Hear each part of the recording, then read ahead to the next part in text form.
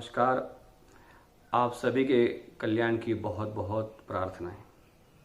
आज का सनातन संदेश। विधवत्वंच नृपत्वंच न एव तुल्ये कदाचन, स्वदेशे पूज्यते राजा विद्वान सर्वत्र पूज्यते। इसका मतलब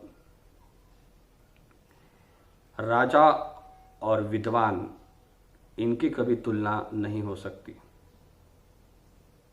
क्योंकि राजा का सम्मान उसके राज्य में ही होता है, लेकिन विद्वान का सम्मान सर्वत्र होता है।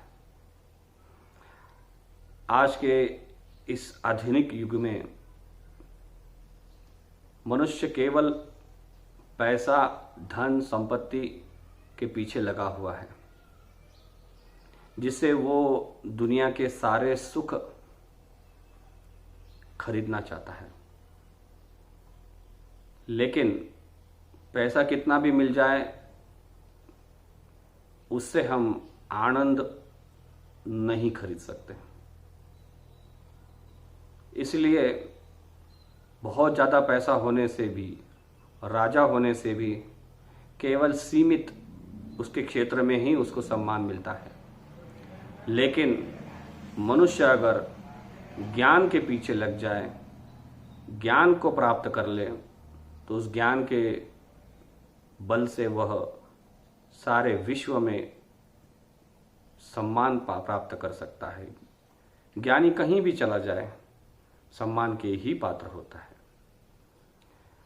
आप सभी को मालूम है कि भगवान गौतम बुद्ध, जिनका पहले नाम था सिद्धार्थ, यह एक राजपुत्र थे। सारे सुख उनके कदमों में थे, लेकिन ज्ञान की प्राप्ति के लिए उन्होंने राजपद का भी त्याग कर दिया और उन्होंने अपने तपोबल से ज्ञान को प्राप्त कर लिया। आज पूरे विश्व में गौतम बुद्ध का ही सम्मान होता है। आज सभी लोग आईफोन इस्तेमाल करते हैं। आईफोन की निर्मित हमें मालूम है स्टीव जॉब्स ने की थी। शुरुआती दिनों में उनके जीवन में काफ़ी संघर्ष था, लेकिन ज्ञान की उन्हें बहुत चाहत थी।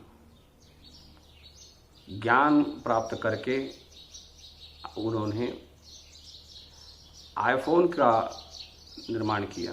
आज वही आईफोन या एप्पल कंपनी की जो भी चीज़ें हैं, आज पूरे विश्व में सम्मान प्राप्त कर रही है। लोग उस पर विश्वास कर रहे हैं और सारे लोग उसको उपयोग में ला रहे हैं। तो स्टीव जॉब्स धन के कारण कीर्ति को प्राप्त नहीं हुए, बल्कि वह अपने ज्ञान के कारण पूरे विश्व में हर सम्मान को प्राप्त कर रहे हैं। उनकी निर्माण की हुई हर चीज़ पूरे विश्व में सम्मान को प्राप्त कर रही है। इसीलिए आज का संदेश यही है, धन के पीछे न लगे, ज्ञान के पीछे लगे और ज़्यादा से ज़्यादा ज्ञान हम अर्जित करें।